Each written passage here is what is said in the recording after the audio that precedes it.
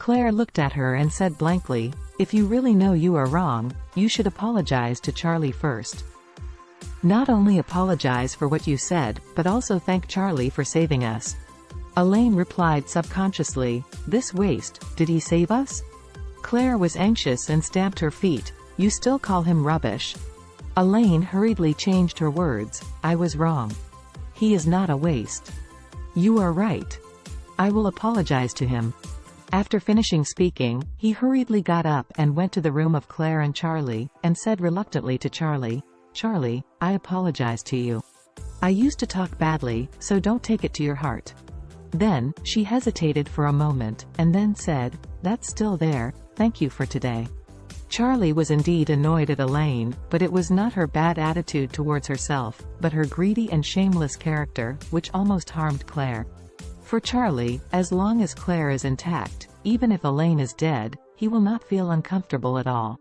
However, if Elaine caused Claire to be injured, she would die 10,000 times, which would not be enough to forgive herself. Today's things are very annoying and scary, but fortunately, Claire is intact, and he can't teach her in front of Claire or show her some color. However, if after today's incident, the stupid mother-in-law could have a little longer memory, then it would be better. Thinking of this, Charlie thought to himself and gave Elaine one last chance. If she dared to cause such trouble next time, she would have her leg interrupted and let her sit in a wheelchair for the rest of her life. If she can cause trouble in a wheelchair, then just make her a vegetable. Because Elaine confessed her mistake softly and assured him that she would not commit it again in the future, Claire was so soft-hearted that she did not pursue it anymore. In private, Claire said to Charlie, "Charlie, my mother is like this. Don't blame her too much. As long as she knows her mistakes and can correct herself, she can do her best." What can Charlie say? After all, she is his mother-in-law and Claire's real mother, so he can only smile and say, "I know Claire. You can think about this kind of thing by yourself. You don't need to think about me. I am your husband, she is my mother-in-law, and I will definitely not blame her." Claire nodded, moved, gently hugged Charlie, and sighed, "What happened today is really thanks to you. If it weren't for you, Mother and I would not be able to leave there alive." Charlie smiled and said, "Well, you don't have to say thank you." "Yeah," Claire nodded and said, "just wait and see when you move out, what do you think?" Although Charlie wanted to move out with Claire, he still had to respect Claire for these matters. So he smiled and said, "I don't care about moving out. It doesn't matter whether you move or not." As he said, he remembered something and said, "By the way, Thompson's villa is about to be renovated. When it is done, let's move in together as a family." Claire was a little overwhelmed and said, "After all, the villa belongs to Solomon White. If he comes back someday and wants to get back, it may be troublesome. Let's move in as a family, isn't it good? Nothing bad." Charlie smiled. "Solomon White transferred the villa to me a long time ago. Now the owner of the villa is me.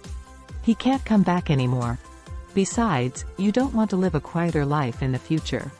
If we move to a villa, where the house is large and has several floors, we can live on the third floor and let our parents live on the second floor. In this way, we can meet as little as possible and we can be freer. What do you think?" Claire thought about it carefully. Charlie's words really moved her. She doesn't want to escape the troubles of this family, but sometimes she feels that she is their child after all, so how can she move away from home immediately when her wings become hard? However, this kind of thing is difficult to cushion. However, if you really move into the villa, it will be much easier to worry about. Everyone's room is not on the first floor, so they can minimize the interference between them. So she nodded and said to Charlie, "In this case, when the decoration is completed, let's move in." Riverside Villas, a villa is burning. When the fire brigade arrived at the scene, it took a long time to put out the fire, but everything in the villa had been reduced to ashes. However, the fire department also monitored the remains of the fire site and found no human bodies or bones, which proved that the fire did not cause casualties. A fire with no casualties was naturally not so noticeable, so no one cared about the sudden fire. The reason why they couldn't find any corpses or remains was because Jianjun Gao and Junwei Gao, father and son, had long been chopped into ashes under Charlie's thunder, and fused with the ashes from other objects in the room. It is thinner and smaller than flour, so no DNA component can be found at all. The father and son of the Gao family have completely evaporated out of the world. The whole Gao family is anxious and on tenterhooks. Although they don't know where the two masters have gone, or their horrible plan to retaliate against Charlie, the villa that burned down belonged to their home. Now that the villa is burnt to ashes and the people are missing, they will naturally feel a bit bad. Subsequently, the Gao family offered a reward of 5 million to find someone, and also sent photos of the two to the whole city. However, no one can find two people who have disappeared out of thin air, and there is no clue about them in this world.